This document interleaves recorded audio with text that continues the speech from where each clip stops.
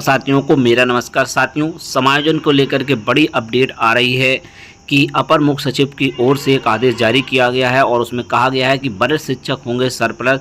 26 तक सूचना मांगी गई है और हाईकोर्ट के निर्देश पर शासन ने सभी डीएम को पत्र भेजा। जी हां, हाईकोर्ट में सुनवाई के बाद इलाहाबाद हाईकोर्ट में जो 22 मई को सुनवाई हुई थी उसका जो जजमेंट आया है उसके हिसाब से अब जो है वरिष्ठ शिक्षकों के समायोजन होने हैं, इसको लेकर के एक लेटर भी जारी किया गया है। तो पूरी अपडेट आप सभी को इस वीडियो में देखने को मिलेगी, तो वीडियो को पूरा देखिएगा। वीडियो पसंद आए वीडियो को लाइक जरूर कीजिएगा और चैनल पर पहली बार विजिट कर रहे हैं तो चैनल को सब्सक्राइब कर लीजिएगा। आपको यहाँ पर शिक्षा जगत से जुड़ी हुई सभी इंपॉर्टेंट अपडेट शेयर की जाती हैं। तो यहाँ पर आप देख सकते हैं ये न्यूज़पेपर की कटिंग है। वरिष्ठ शिक्षक होंगे सरप्लस, 26 तक मांगी सूची, हाईकोर्ट के निर्देश पर शासन ने सभी डीएम को भेजा पत्र। जी हां, लखनऊ से बड़ी अपडेट। प्रदेश के परिषदीय प्राथमिक व उच्च प्राथमिक विद्यालयों में तबादला प्रक्रिया के तहत वरिष्ठ शिक्षकों को सरप्लस माना जाएगा।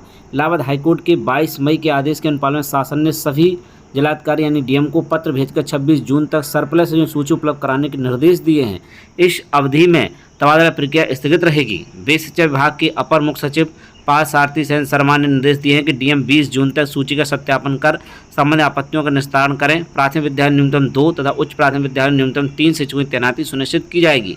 छात्र शिक्षा अनुपात के आधार पर अतिरिक्त शिक्षकों वाले विद्यालयों में सबसे बड़े शिक्षक को दूसरे विद्यालय में समायोजन किया जाएगा।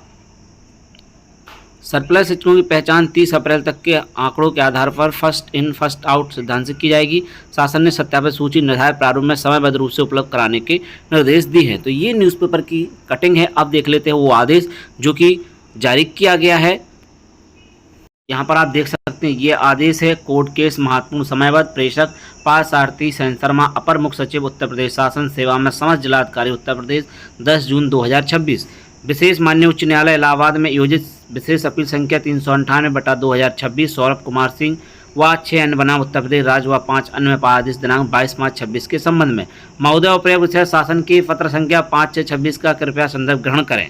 इसके माध्यम से माननीय उच्च न्यायालय इलाहाबाद में योजित विशेष अपील संख्या 398/2026 सौरभ कुमार सिंह व 6 अन्य बनाम उत्तर प्रदेश राज्य व 5 अन्य आदेश दिनांक 22/5/2026 के अनुपालन में समय अंतर्गत अग्रतर आवश्यक कार्रवाई की जाने की अपेक्षा की गई है। अवगत कराने के माननीय न्यायालय द्वारा आदेश दिनांक 22/5/26 द्वारा प्रश्नगत प्रकरण में निम्नवत कार्रवाई की जाने हेतु निश्चित किया गया है। तो पॉइंट बताया गया, according in the it is further provided as value in the first place before allowing the district level committee to deal with the objections, the district magistrate shall first get verified and shall them certify all lists have been prepared in accordance with the last direction issued in the order date 22 April 2026. Wherever deficiency may be found, necessary correction may be made and appropriate action may be taken against earlier officer. That exercise may be completed within 10 days from the today. तो ये आदेश में बताया गया है कि district level committee इस चीज़ को check कर ले, जहाँ भी कमियां हैं उनको सही कर ले। जो ऑर्डर 22 तारीख को जारी किया गया था उसके अकॉर्डिंग जो भी कमियां दिखती हैं उनको करेक्शन कर लिया जाए। इसके बाद once verified list are found to exist the individual district level committee may proceed to deal with the objections within next 10 days such that all objection may be raised and decided by 20 जून 2026। यानी कि जो भी list में कमियां हैं उनको सुधार कर लिया जाए और 20 जून तक इसको कर लिया जाए।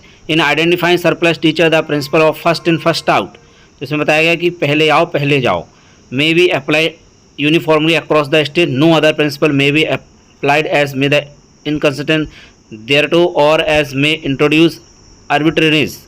Wherever need exists to identify surplus teacher subject wise, that principle may be applied subject wise at respective institution। तो इसमें बताया गया है कि पहले आओ पहले पाओ के आधार पर इसमें होगा, सभी पूरे उत्तर प्रदेश में एक जैसा ही नियम को लागू किया जाएगा।